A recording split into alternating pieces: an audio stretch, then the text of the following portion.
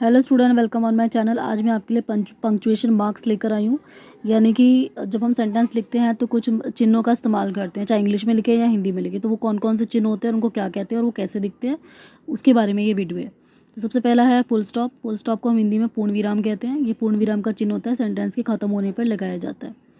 Comma, ये होता है अल्प विराम।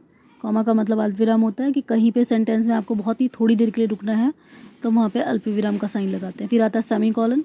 यहाँ पे अर्ध विराम। अर्ध विराम मतलब कि अगर सेंटेंस में आपको आधे पे कहीं पे रुकना है तो हम यहाँ पे अर्ध विराम यानी कि आधी जगह पे रुकने के लिए यहाँ पे साइन लगाते हैं सेमी कॉलन का, अर्ध विराम का ऐसा साइन होता है। फिर आता है कॉलन। कॉलन मतलब उप विराम कि बहुत ही थोड़े सी देर के लिए अगर आपको सेंटेंस में कहीं रुकना होता है तो उसके लिए हम उप विराम यानी कि ये वाला चिन्ह लगाते हैं। क्वेश्चन मार्क का मतलब प्रश्नवाचक चिन्ह। जहाँ पे हमें कोई सवाल पूछा जाता है, किसी सेंटेंस में प्रश्न पूछा जाता है तो उसके लिए हमें क्वेश्चन वाला साइन लगाते हैं।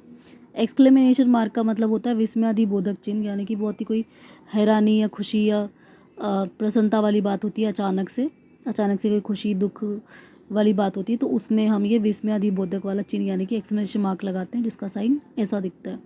फिर आता है हाइफन। हाइफन को हम योजक चिन्ह भी कहते हैं। ये इस तरीके का साइन होता है, छोटा सा बीच में दो भी शब्दों के बीच में गैप डालने के लिए कभी कभी इस्तेमाल होता है। फिर आता है डैश। डैश का मतलब निर्देशक चिन्ह, यानी कि बीच में डैश यानी खाली जगह छोड़ने के लिए सेंटेंस में हमने डैश यानी कि निर्देशक चिन्ह का प्रयोग करते हैं।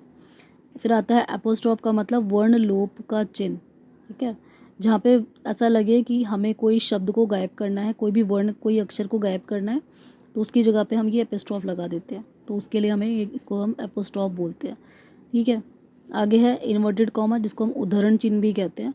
जब कोई किसी के मुंह से किसी के मुंह के द्वारा निकली हुई बात होती है तो उसको हमें इन्वर्टेड कॉमा यानी कि उद्धरण चिन्ह के अंदर ही रखना पड़ता है, ताकि हमें पता चल जाए कि किसी के मुंह से बोले गए शब्द है। तो इस तरीके का उदाहरण चिन्ह होता है।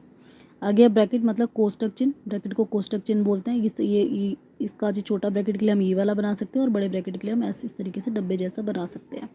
तो ये है, तो आज के टॉपिक में पंक्चुएशन मार्क्स के बारे में बता दिए मैंने आपको। मिलते हैं नेक्स्ट वीडियो में। जब तक के लिए आप मेरे चैनल को सब्सक्राइब कर लीजिए, लाइक कर लीजिए मेरे वीडियो को और मेरे वीडियो को शेयर कर दीजिए, ताकि मैं और भी नए नए वीडियो लाती रहूँ।